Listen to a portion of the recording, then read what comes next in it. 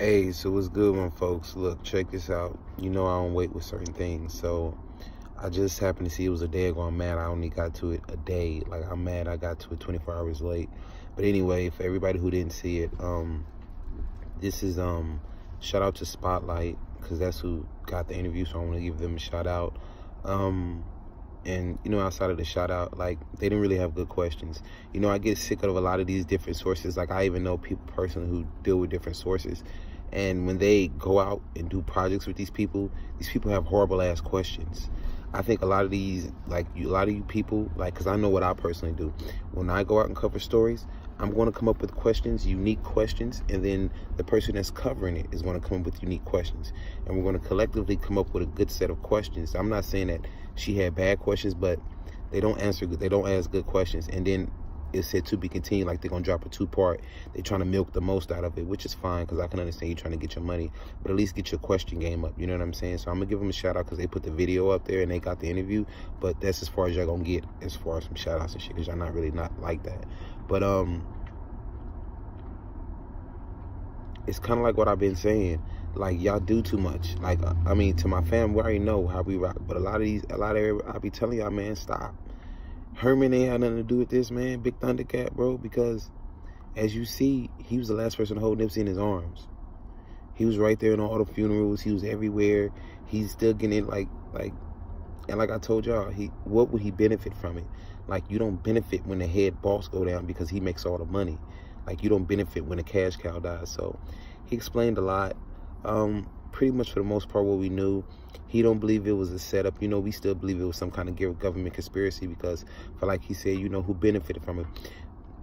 It was a family-owned operation, all that kind of stuff. Well, Herman, that's kind of why we do believe it's a government setup too, because you want to take down a family operation. You don't want no hood niggas from the hood representing the hood to really come up and make moves like that, especially the type of mind frame he had.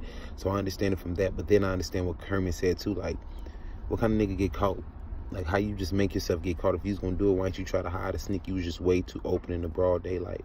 And I told y'all he was crazy anyway. He was on the crazy mans, on that fuck nigga shit. So I feel like that was it too, But overall, I felt like it was a good interview for what we got. We'll get more later.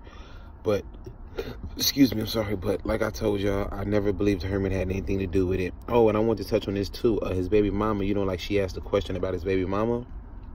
And the thing about it is, I want to make this very clear. Like, I don't have a problem. I like Lauren, but what y'all need to understand is, if you a nigga, you a real nigga, you'll understand me. If you a female that been through some stuff, you understand me. Niggas, when they coming up with a chick and they on a come up, it's never just that sweet. Like, they have to endure more with each other than you know in the outside world. So from y'all, it's, oh, she did, shut the up. Y'all know what you're talking about. Because straight up, like, you can't really say how he treated her when they was in a relationship, because he wasn't the Nipsey that he was. He had to learn a lot of the Nipsey that he was through being in a relationship with her. That's why he was so good to Laura London.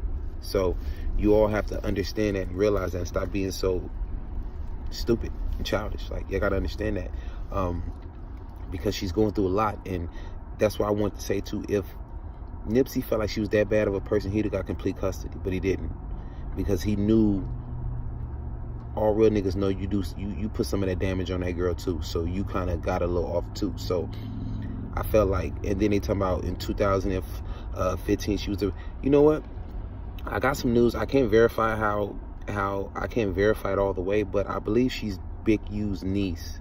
I can't verify it all the way, but I believe she's like Big U's niece. If she's Big U's niece, that's the head of the 60s. So, like, what do you mean Eric Holder was like, y'all come up with too much random ass shit? And for the people who gonna comment, I'm gonna get to y'all now. The people gonna comment, I'm trying to make money and all this. Y'all lame. Y'all lame. Y'all just want a reason to write. Y'all want a comment to write. I'm gonna respond to y'all. So if y'all want that, y'all gonna get y'all 2 seconds. But that's it. Because at the end of the day, ain't none of y'all built like that. I'm out here every day. Inglewood, LA, Compton, all that. I'm out here every day. I don't care. You can say I'm mad and all that. I don't have a reason to be mad, bro. I tell you can get the fade, bro, because y'all not built like that. Like, I can have a lot of people say a million comments, but I'd be like, yo, drop your location. Where you want to meet up in LA and get this fade? Y'all not built like that. So for all you people that's not built like that, don't even make no comments like that. Because y'all say something, oh, you angry. I'm not angry. I just check little pussy boy, straight up. I don't care about my language, straight up. You're not built like that, so stop. This is real, bro. Like, some of us are really hurt by this, bro. You feel me? And I'm not doing this to get a million views and whoop. I'm doing this cause I'm from LA, nigga. I love the culture, nigga. I am a part of the culture, nigga. What you talking about? Huh? What you talking about? Tighten up. So I feel like the second part will be more interesting. I feel like y'all need to bag up off the cowboy. Y'all need to bag up off his first baby mama. Y'all need to tighten up. Y'all need to understand that it's a lot more that goes on than what y'all can see with y'all faces and what y'all think that goes on. Y'all don't know the day-to-day struggles. And if you a real nigga, if you a real anything on my page, you know that you done been through situations with another person that everybody else can't talk about. And Herman, like he said, and that's one thing I need to understand about LA cats. Like, I mean, hood cats, period. I want to keep it real. Hood cats, period. Bro, like he said, he faced this 6-7 times a year. So it just hurts more because it was Nipsey, you know, the promising potential he had. But he got another little homie that's going to probably die in a few weeks. Not trying to put that out there like that, but you know what I'm saying? Like, he got a little homie that can die 2 weeks from now. It hurts just as bad, bro. So I think we need to focus on keeping the marathon continuing. It's intriguing. It's good. Everybody want to, you know, break it down, even like what I'm doing and all this, but we got to make sure we're doing a lot more positive. We putting everything in the right energy. We putting everything in the right place.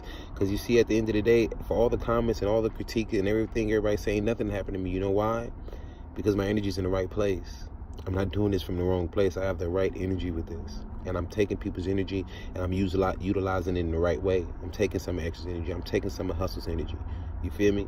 I'm utilizing it in the right way. I'm not taking it and running off a mountain trying to know this is real and I'm real. And so you can feel how you want, you can say what you want, but I'm telling y'all, that man didn't have nothing to do with it. He had no reason to. It messed up his money. Like, it's cool he get a little interviews now, but that money from Nip was gonna be forever type of money. You understand? They was running the block. They was gonna redo that whole thing and make it a new upgraded version. Like, they was gonna do so much stuff. So it's like, y'all just, I wish y'all would level up too. But for the ones that do level up, I love y'all, and it's all love and respect. But for all y'all that want to come with this crazy stuff, you know what? It's entertaining for y'all, so I'll let y'all do it. But just know I'll comment, I'll let y'all know what the real is. But y'all know what it is. Y'all know how the day go. So I'm gonna holler at y'all to either probably later on if something else pop, you know, or in a few days. But I love y'all. Y'all stay up. Y'all stay focused. Y'all stay working hard. Get through your emotions. If you're depressed, if you're angry, if you're sad, if you're happy, just keep on getting through your day and put a smile on your face. You dig? Yeah. So we go to video, man. Just let's politic. Let me know what y'all think. You already know we're gonna politic. All right.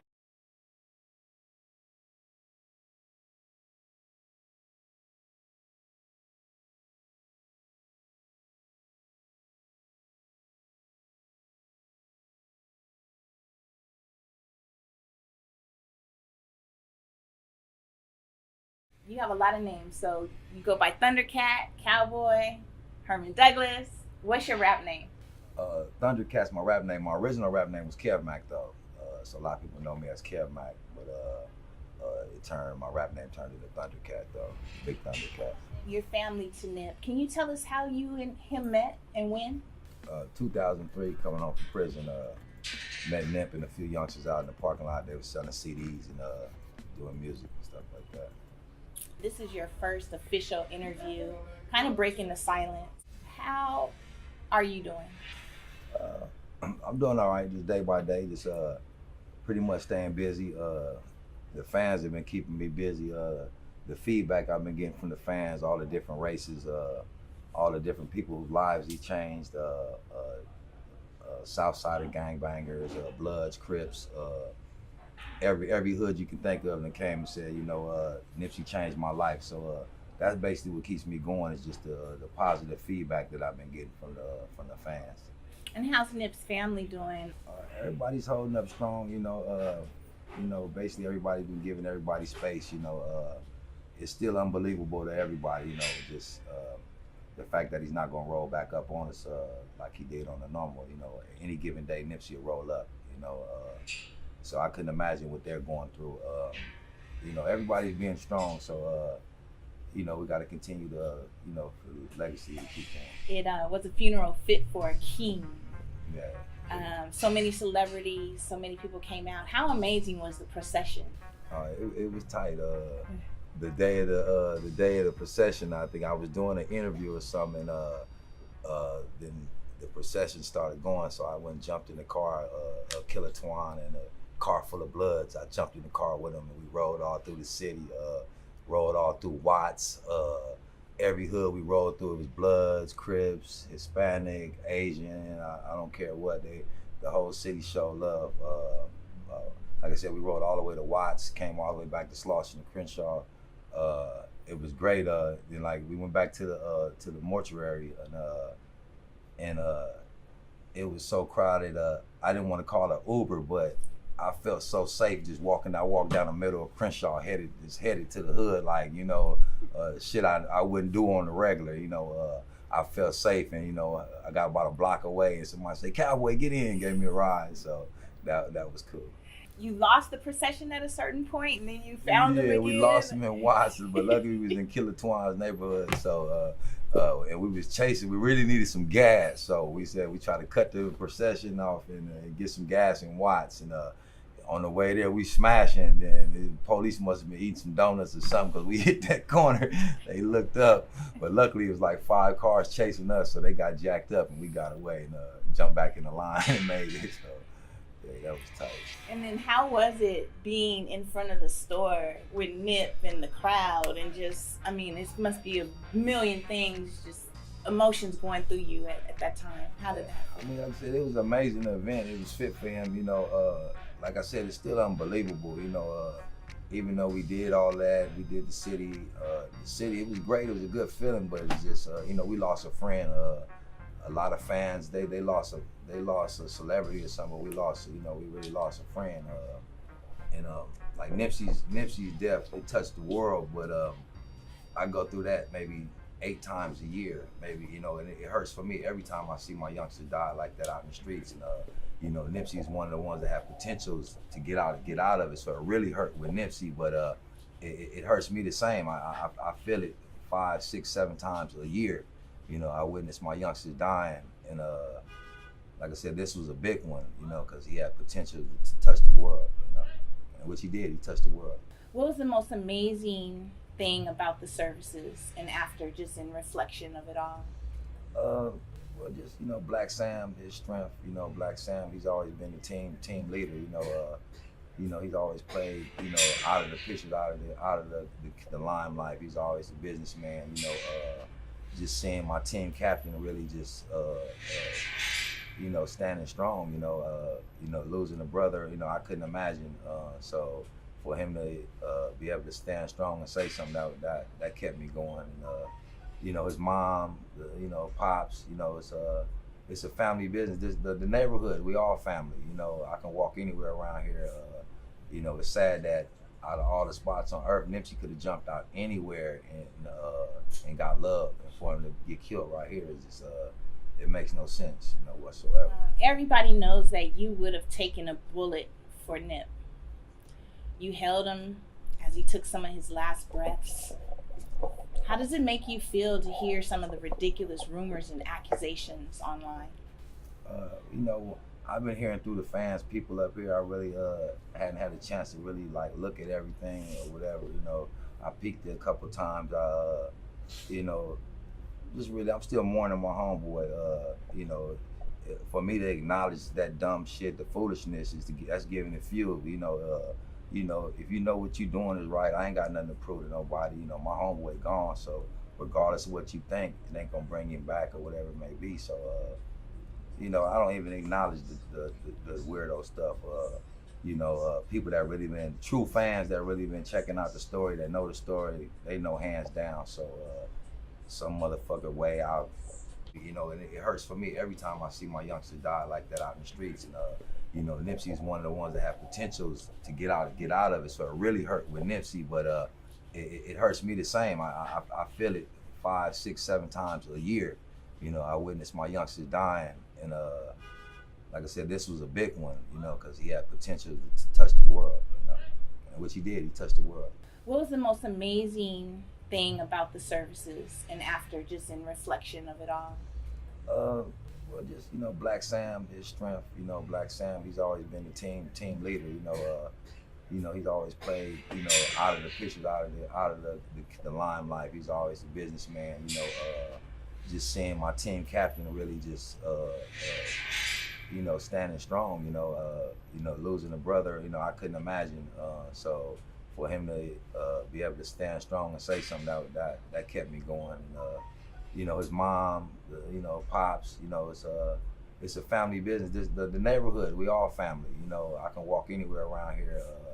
It's sad that out of all the spots on earth, Nipsey could have jumped out anywhere and got love. And for him to get killed right here is just, it makes no sense, whatsoever. Everybody knows that you would have taken a bullet for Nip.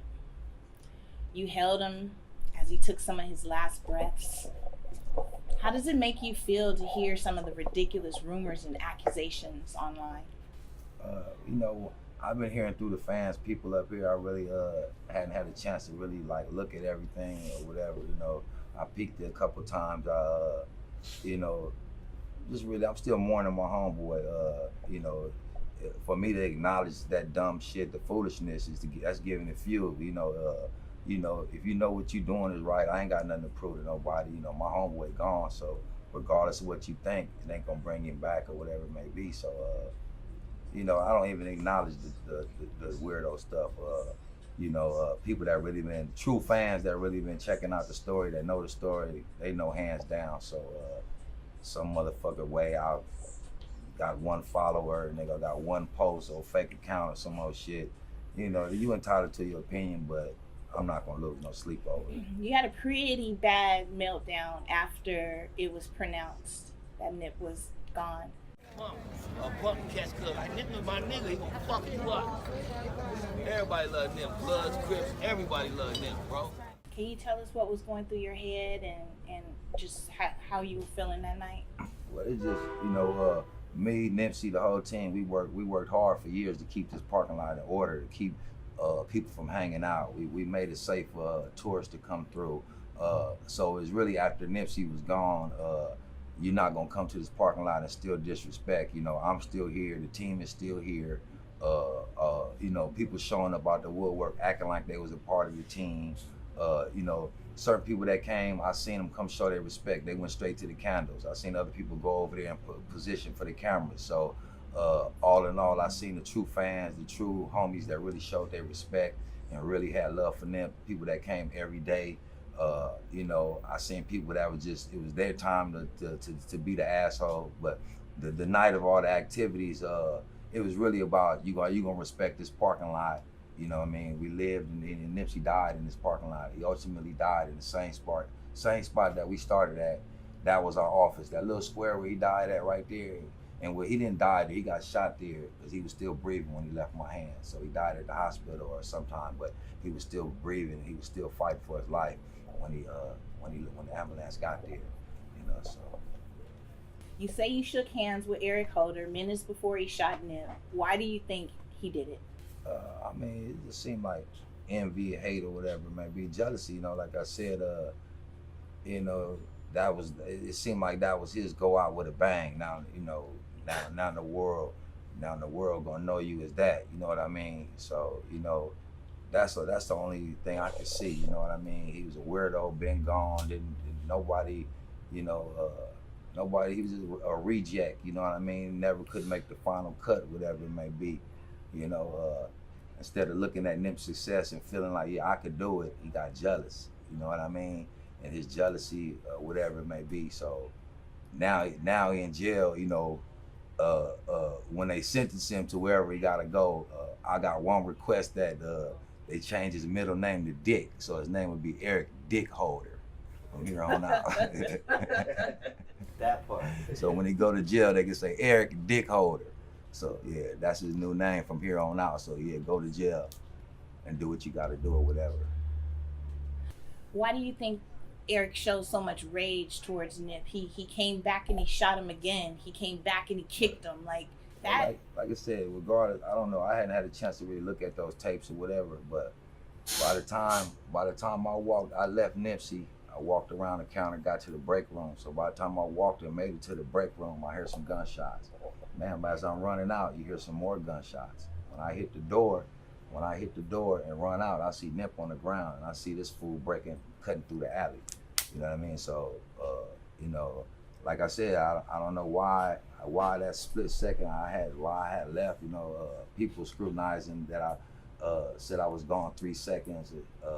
You know, it felt like I was only gone 3 seconds. You know, I had just left his side. You know, like I said, I wish I was there. I wish I could have took a bullet or whatever, but I can't. You know, it was God's will. You know, because it got done. It's like no matter how I replayed in my mind, know how hurt the team is. You know, the whole team is hurt that we were supposed to be there to protect cuz. You know, these motherfuckers is scrutinizing that I should have did this. I wish to God I could have been on this side. I know it definitely been a different outcome. You know, I could have took the bullet, nigga. It'd been 10 candles out here, but it'd have saved him, and I'd have been happy because the niggas that we trying to save ain't. I feel it's selfish to say it, but I feel they ain't even worth saving.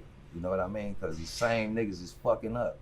You know, but for the 100,000, $1 million that he did touch, that make it worth it though. But you know, the Eric Dick Holder, he ain't worth. He ain't $1 million of that niggas couldn't make one nip. You know what I mean? You feel me? That was just some scandalous shit, and you know he'll go to hell for it. He got an answer for it.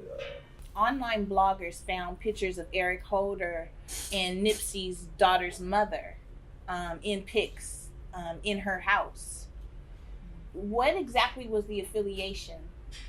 Like I said, they probably just knew each other coming up. You know, I remember when Nipsey first met her. You know what I mean? I remember when he first met China back in the day and all that other shit. So I remember when they first linked up, like the first day he got her phone number type shit. So, you know, they might have just been friends over the years, you know, whatever it may be. You know, Nip wasn't with her, so, you know, she wanted to do her thing with whoever or whatever it may be. But I don't know what their relationship per se is about, but they could have been friends. Just like I said, the whole neighborhood is like family, so I can't really say their connection. They could have been fucking. I have no idea. You know what I mean? I don't know what goes on.